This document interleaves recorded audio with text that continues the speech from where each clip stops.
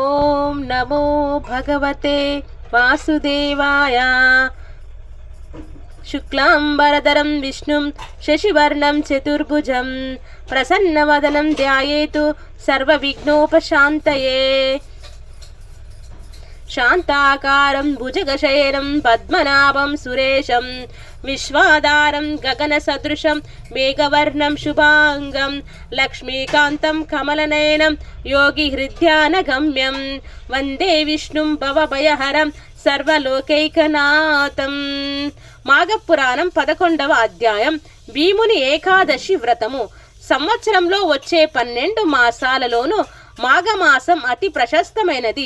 అటువంటి మాఘమాసంలో నదిలో గాని నది లేని చోట తటాకమందు గాని తటాకం కూడా అందుబాటులో లేని ఎడల నూతి వద్ద గాని స్నానం చేసినచో పాపములన్నీ హరించిపోవును. పూర్వం అనంతుడు విప్రపృంగుడను యమునా నది తీరమందున్న అగ్రహారంలో నివసించుచుండెను. అతని పూర్వీకులందరూ గొప్ప జ్ఞానవంతులు, తపశ్శాలురు, దాన ధర్మములు చేసి కీర్తి పొందిన వారై ఉన్నారు. అతడు చిన్నతనంలో గడుసరి పెంకివాడు. అతడు తల్లిదండ్రుల భయభక్తుల వలన కొంతవరకు మాత్రమే విద్య నేర్చుకునెను. దుష్ట సహవాసములు చేసి అనేక దుర్మార్గములు కలవాడాయను. మద్య మాంసములను సేవించి కన్న బిడ్డలను కూడా అమ్ముకొని చుండెను. అలా సంపాదించిన ధనవంతుడాయను. కొంతకాలమునకి వృద్ధుడాయను. తనకున్న ధనమును తాను తినుడు, ఇతరులకు పెట్టడు. ఒకనాటి రాత్రి పరండు పోవునప్పుడు ఆలోచించెను, అయ్యో నేనెంతటి పాపాత్ముడనైతిని. ధనము శరీర బలము ఉన్నందున మనోగర్వంతో జీవితాంతము ముక్తినిచ్చే పుణ్యకార్యం ఒక్కటియును చేయలేకపోయేనుగాక అని పశ్చాత్తాపము నొందుతూ నిద్రపోయెను. అన్ని రోజులు ఒకే విధముగా ఉండవు కదా. ఆనాటి రాత్రి కొందరు చోరులు అనంతుని ఇంటిలో ప్రవేశించి ధనము బంగారము ఎత్తికెళ్ళిపోయినారు. అనంతుడు నిద్ర నుంచి లేచి చూడగా అతని సంపదంతా అపహరించబడినది. అన్యాయంగా ఆర్జించిన ధనం అన్యాక్రాంతము అయ్యేనని రోదన చేసినాడు. ఆ సమయమున పెద్దల నీతులు జ్ఞప్తికి వచ్చినవి. తాను చేసిన పాపములకు ప్రాయశ్చిత్తము కోరసాగెను. ఆ సమయమునకు మాఘమాసము నడుచుచున్నందున యమునా నదిలో వెళ్లి స్నానమాడెను. అందువలన అతనికి మాఘమాస నదీ స్నాన ఫలము దక్కెను. నదిలో మునిగి తడి బట్టలతో ఒడ్డుకు వచ్చెను. చలికి గడగడా వణికి బిర్ర బీగిసి పోవుచు నారాయణ అని పారాయణ ప్రాణములు విడిచినాడు. ఆ ఒక్క దివ్యమైన నదిలో స్నానం చేయుట వలన అతడు చేసి ఉన్న పాపములన్నీ నశించిపోయి వైకుంఠవాసుడాయను అని వశిష్ఠుడు తెలియజేసెను. పాండవులు ద్వితీయుడు భీముడు. అతడు మహాబలుడు, భోజన ప్రియుడు, ఆకలికి ఏమాత్రమును ఆనలేని వాడు. బండెడన్నమైనను చాలదు.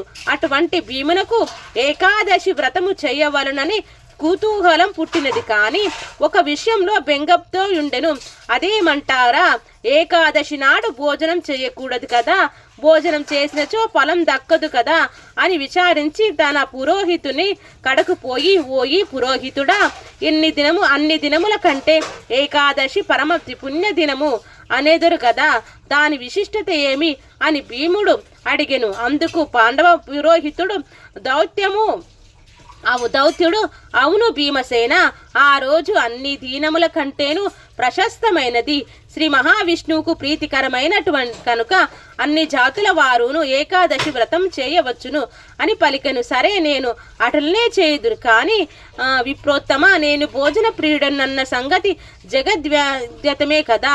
ఒక గడియ ఆలస్యమైనను నేను ఆకలితో తాళజాలను కనుక ఏకాదశి నాడు ఉపవాసముండుట ఎట్లా అని విచారించుచున్నాను.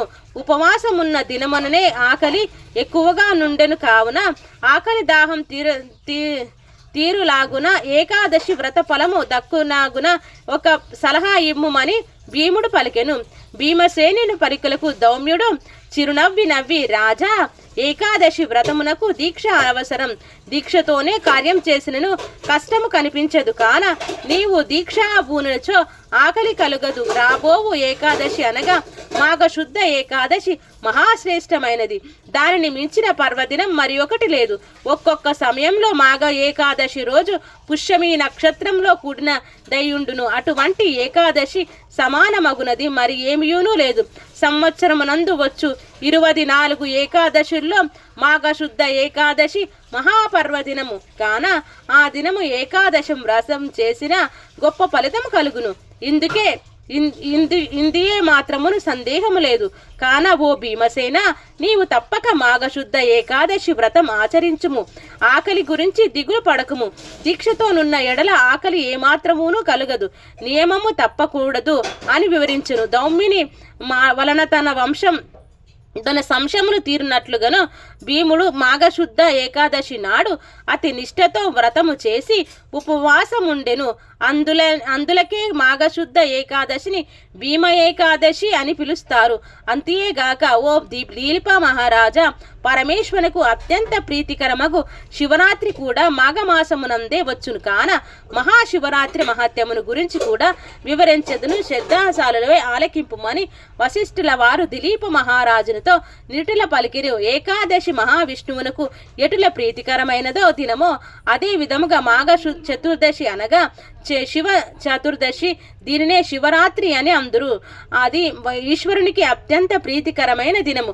మాఘమాసమందలి అమావాస్యకు ముందు రోజున వచ్చేది దినమే మాఘ శివరాత్రి అని అందరూ పిలిచేదరు. ఇది మాఘమాసంలో కృష్ణపక్ష చతుర్దశి నాడు వచ్చును.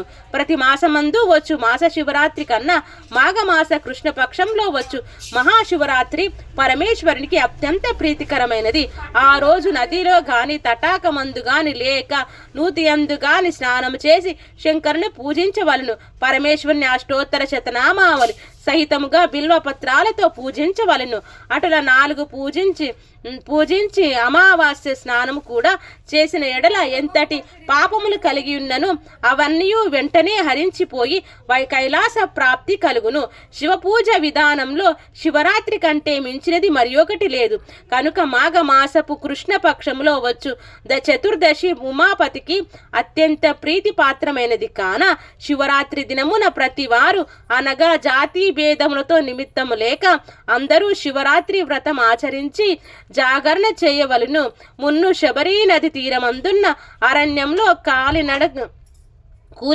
కూలినడును పోయిన వాడు తన భార్యా బిడ్డలతో నివసించెను చుండెను. అతను వేట తప్ప మరి యొక్క ఆలోచన లేదు. కాడు మూర్ఖుడు వేటకు పోవుట, జంతువులను చంపి వానిని కాల్చి తాను తిని తన భార్యా బిడ్డలకు తినిపించుట తప్ప మరి ఏదీను తెలియదు.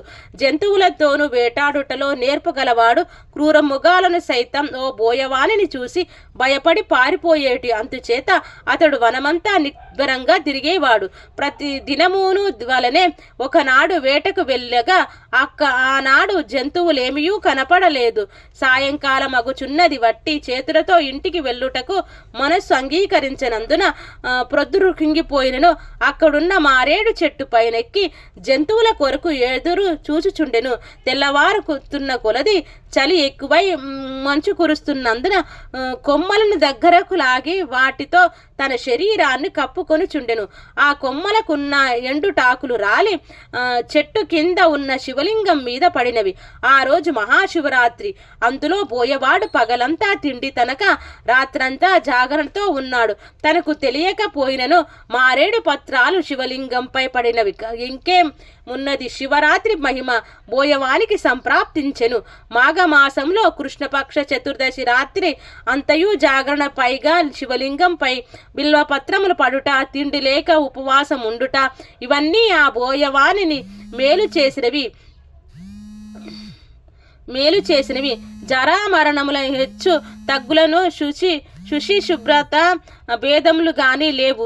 పూర్వజన్మలో చేసుకున్న మహాపుణ్యమును బట్టి మనుజుడు తన జీవితమును గడపవలనని మరికొన్ని సంవత్సరములకు ఆ బోయవానికి వృద్ధాప్యం కలిగి మరణమాసన్నమై ప్రాణములు విడిచెను. వెంటనే యమభటులు వచ్చి వాని ప్రాణములు తీసుకొని పోవుచుండగా కైలాసము నుండి శివదూతలు వచ్చి యమదూతల చేతిలో ఉన్న బోయవాన్ని జీవాత్మను తీసుకొని శివుని దగ్గరకు పోయిరి.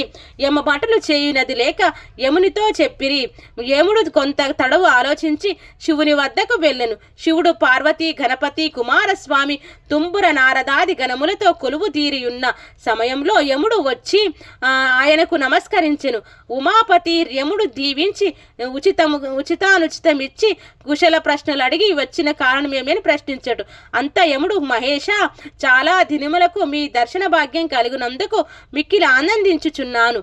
మీ దర్శన కారణముననే ఇంతకు ముందు నీ దూతలు తీసుకువచ్చిన బోయవాడు మహాపాపి, క్రూరుడు, దయాదాక్షిణ్యాలు లేక అనేక జీవహింసలు చేసి ఉన్నాడు. ఒక దినమున అనగా మహాశివరాత్రి నాడు తాను యాదృచ్ఛికముగా జంతువుల దొరకనాడు తిండి తినలేదు. జంతువులకు వేటాడుటకు ఆ రాత్రి ఎంతయో మెలకువగా ఉండేది గాని చిత్తశుద్ధితో తాను శివలింగమును పూజించలేదు కనుక అతన్ని కైలాసముకు తీసుకువచ్చుట భావ్యమా? అంత మాత్రమున అతని కైవల్యం దొరుకునా అని యముడు విన్నవించుకున్నాడు. యమధర్మరాజా, నాకు ప్రీతికరమగు మహాశివరాత్రి పర్వదినమున బిల్వపత్రములు నాపై వేసి తిండి లేక జాగరణతోనున్న ఈ బోయవాడు కూడా మా పాప ముక్తుడు కాగలడు. ఏ బోయవానికి కూడా ఈ వ్రతఫలం దక్కవలసిందే కనుక ఈ బోయవాడు మహాత్ముడైనాడు. ఆనాటి శివరాత్రి మహిమ వలన నా సాయుధ్యము ప్రాప్తమైనది అని పరమేశ్వరుడు వివరించెను. మాఘ మహాపురాణం 11వ అధ్యాయం సంపూర్ణం. ఓం శాంతి శాంతి శాంతి.